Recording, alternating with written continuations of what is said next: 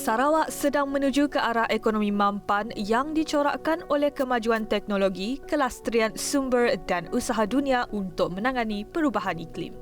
Premier Sarawak Datuk Patigi Tan Sri Abang Johari Tun Openg berkata strategi pembangunan pasca COVID-19 2030 telah membuktikan Sarawak mampu membuat keputusan sendiri dalam memenuhi aspirasi rakyat. Beliau berkata demikian ketika berucap pada majlis perasmian penutupan Jelajah Aspirasi Keluarga Malaysia Negeri Sarawak pada Ahad. Dalam pada itu, Abang Johari turut memberi penghargaan penuh kepada pemimpin Perdana Menteri Datuk Seri Ismail Sabri Yaakob dalam meraihkan Sarawak untuk bersama-sama menjulang semangat keluarga Malaysia.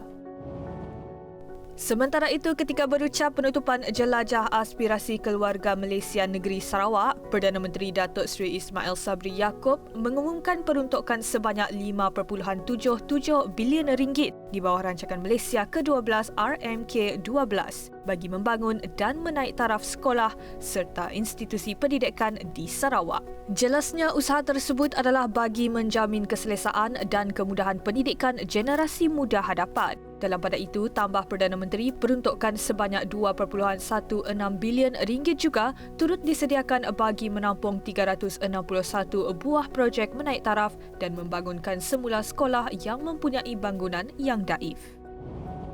Dalam ucapan sama, Ismail Sabri menegaskan Kerajaan Persekutuan dan Kerajaan Sarawak komited untuk menyediakan kemudahan jalur lebar kepada rakyat Sarawak. Justeru melalui program Jalinan Digital Negara Jendela, kerajaan memperuntukkan sebanyak RM4.09 bilion di bawah rancangan Malaysia ke-12 RMK-12 untuk memastikan capaian jalur lebar yang menyeluruh kepada keluarga Malaysia di Sarawak menjelang 2030. Mengulas lanjut, Ismail Sabri berkata, kerajaan berharap menerusi peruntukan dan projek-projek yang dilaksanakan dapat dimanfaatkan oleh rakyat di seluruh negara. Perdana Menteri Datuk Seri Ismail Sabri Yaakob pada Ahad merasmikan pembukaan Lebuh Raya Pen Borneo LPB Sarawak Seksyen Pujut WPC 11. Seksyen tersebut menghubungkan persimpangan lapangan terbang antarabangsa Miri dengan Jalan Pujut Link. Menurut Ismail Sabri, jajaran sepanjang 15.9 km ini merupakan projek di bawah pakej kontrak kerja 14 PC11 yang bertujuan untuk mengurangkan kesesakan trafik serta menjimatkan masa perjalanan antara lapangan terbang tersebut dengan Kuala Baram.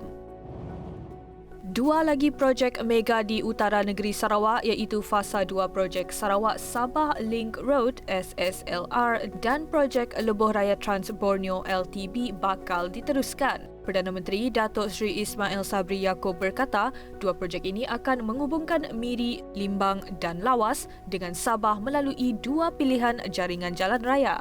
Dan ia dijangka bermula seawal tahun depan dengan tempoh pembinaan selama 3 hingga 5 minggu. Ujarnya, projek ini juga akan memberi manfaat kepada penduduk tempatan di sekitar Mulu, Long Seridan, Nanga Medamit, Long Lopeng, Bak Kelalan dan Merarap yang sering bergantung kepada Jalan Balak sebagai jalan perhubungan utama.